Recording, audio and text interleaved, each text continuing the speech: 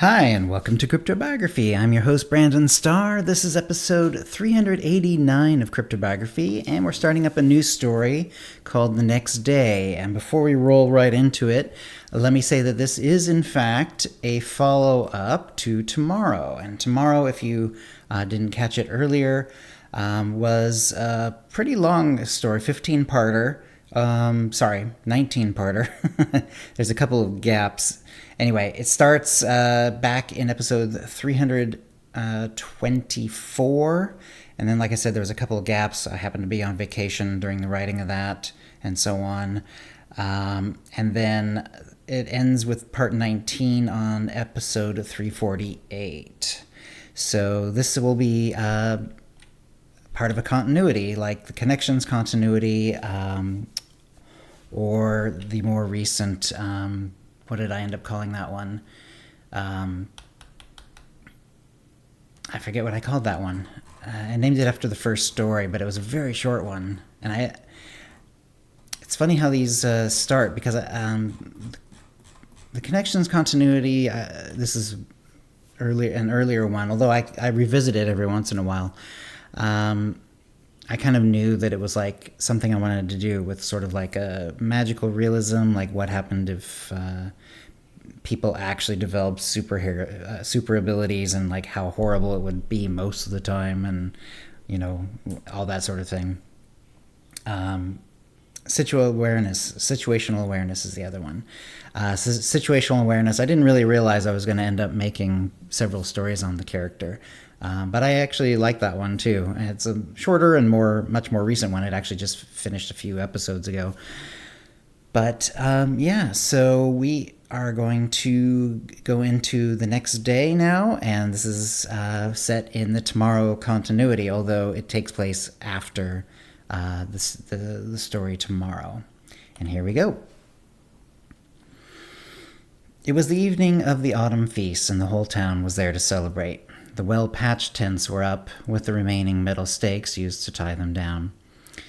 The last remaining paint had once been used to freshen the tables, as they were used by the whole community. But there was no paint anywhere to be scavenged any longer, and the paint had started to peel years ago. Now there was more wood showing than the paint. The people of the town still used the remaining flakes, holding onto the wood as if to save their lives, to name the tables: the black table, the green table, the yellow table. Betty looked over at the brown table. There were about as many brown paint flakes on that table as there were on any of the other colors on the other tables, but the color partly clouded the difference, and the table looked almost bare. All the tables will look like that someday, Betty thought. Someday soon. She knew that occasions like this would mean people talking about their town and its history, how the waters had changed and rose, how the old world had fallen apart, how the people had survived by scavenging for decades. And they would tell the stories of Betty, how her great-great-grandmother, she knew, had been reminded multiple times, of the fact that this would be 50 years since the death of Betty, the one who had been on that horrible ferry, had been the sole survivor, had survived on the barbaric mainland, and had escaped back to them. And she had also been the one to make sure that they had kept their eyes open and their readiness high from then on. Even now, their lookouts were sometimes nicknamed Betties. Occasional forays were made to the mainland. It was really bad there. All semblance of decency had been lost. Strong men ruled everyone with an iron hand, and everyone was either someone in power or a slave. Fortunately, the warlords of the mainland were very busy keeping their discontented masses in check.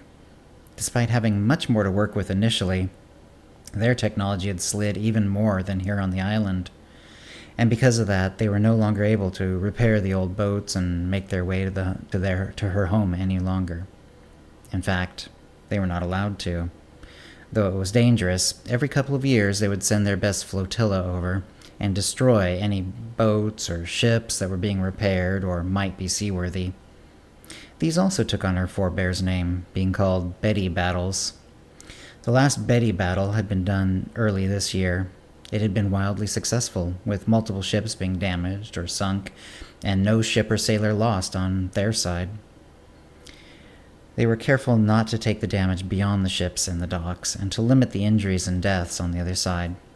They were not trying to make the lives of the people on the mainland too much worse than they already were. Betty was too young to take part in the Betty battles yet, being only 16, but she was planning on doing so once she was an adult. There were a lot of girls named Betty. It had become a popular name in the decades since Betty came back and reframed their society. Because of this, families tended to use nicknames. Hers was pretty simple, just shortening the sound of her name to Bet. She had a younger sister, Laura, who had recently turned 13. She loved finding new plants and trying to get them to grow. Young though she was famous, being the first to bring back garlic after it had been lost some 30 years back. She'd found a house that had collapsed in such a way that there were garlic plants growing, and she had successfully transplanted them. This feast would be one of the first to feature the fragrant bulb in any large measure. She was proud of her sister, and glad that she had already made a difference in the town. Bet often scavenged. It didn't provide great rewards most of the time, not like it had in her namesake's time, but once in a while something useful could be found. Recently, she'd found a knife. It had a fold-out blade, longer than her hand, and a few tools built into the handle. It had been in a box protected from the weather, and so was in remarkably good shape. Tools of any kind were in high demand, though knives tended to be personally carried, not held publicly. So, Bet carried her new knife around. She pulled it out of her pocket and opened the blade. It slid into place with a satisfying click, and would stay open until the release tab was pressed. She felt the edge, which was nice and sharp. There were a few sharpening stones that she could borrow, but she hadn't had to yet. And that's where we're stopping the story this week. It's a little bit of an odd place to stop, I admit. Usually I try to find something that's a little more natural sound feeling. But in this case, I simply was, kind of working my way through the story, ended up with several starts and stops, and so I just stopped it where I stopped it. And we'll continue next week, of course. So if you have any comments or questions about this episode or previous episodes, CryptoBiography@gmail.com, or hit us up on Facebook or X or Mastodon or Blue Sky, although I'm using Twitter/X less and less. So, yeah. But we do have a Blue Sky now, and so you can hit us up there as well. And thanks for listening. Words of Music, copyright 2024, Brandon Starr, all rights reserved. Characters and events are fictional, fictionalized, or satirical.